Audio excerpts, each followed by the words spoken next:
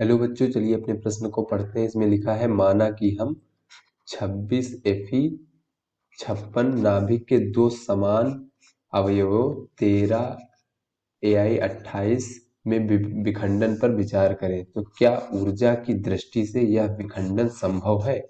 इस प्रक्रम का Q मान ज्ञात करके अपना तर्क प्रस्तुत करें।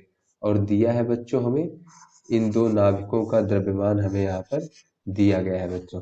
तो चलिए सबसे पहले इस प्रश्न की मूल अवधारणा देख लेते हैं बच्चों। तो बच्चों, कोई भी विखंडन होता है तो उस विखंडन में ऊर्जा मतलब उत्पन्न होती है बच्चों। तो ये उत्पन्न ऊर्जा जो होती है वही हमारा Q मान होता है बच्चों। नाभिक के विखंडन में जो उत्पन्न ऊर्जा Q होती है उसे हम इस प्रकार से ज्ञात करते हैं। Q बराबर द्रव्यमान में होने वाली क्षति गुणे बच्चों 931 मिलियन इलेक्ट्रॉन वोल्ट। क्योंकि बच्चों जो एक U द्रव्यमान होता है वो 931 मिलियन इलेक्ट्रॉन वोल्ट ऊर्जा के तुल्य होता है। तो इस प्रकार से बच्चों हम उत्पन्न ऊर्जा अर्थात Q का मान ज्ञात करते हैं नाभिकीय विखंडन अभिक्रिया के लिए। तो यहाँ पे बच्चों जो द्रव्यमान क्षति होती है, द्रव्यमान क्षति, इसे हम लोग डेल्टा M से प्रदर्शित करते हैं। ये होता है अभिक्रिया के पहले का कुल द्रव्यमान और बच्चों उसके बाद फिर बाद का द्रव्यमान, दोनों का जो अंतर होता है बच्चों वही हमारा द्रव्यमान क्षति होता है।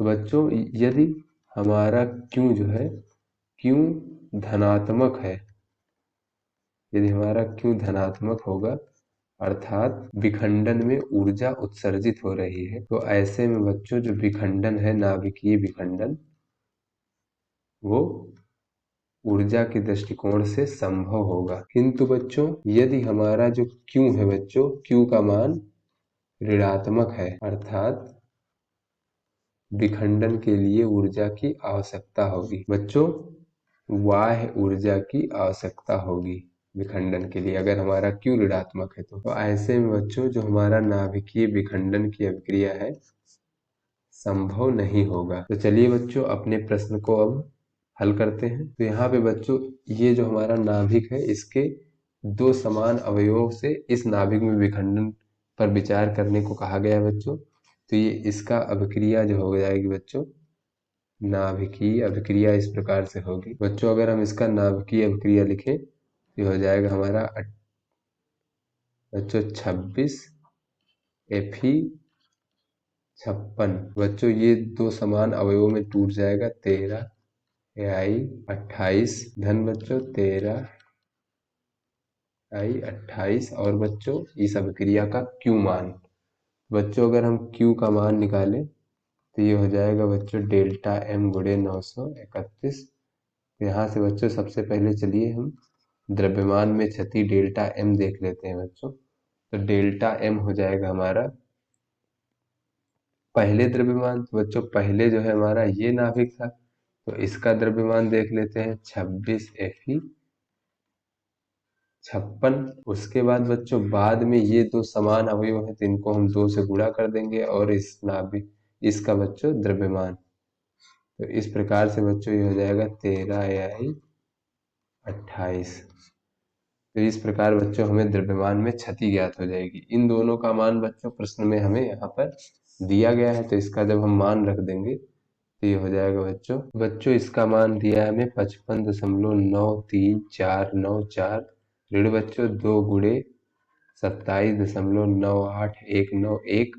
बच्चों ये हो जाएगा 55.93494 ऋण बच्चों ये हो जाएगा 55.96382। बच्चों यहाँ से अगर हम द्रव्यमान क्षति देखें तो डेल्टा M बराबर हो जाएगा ऋण का 0.02888 U।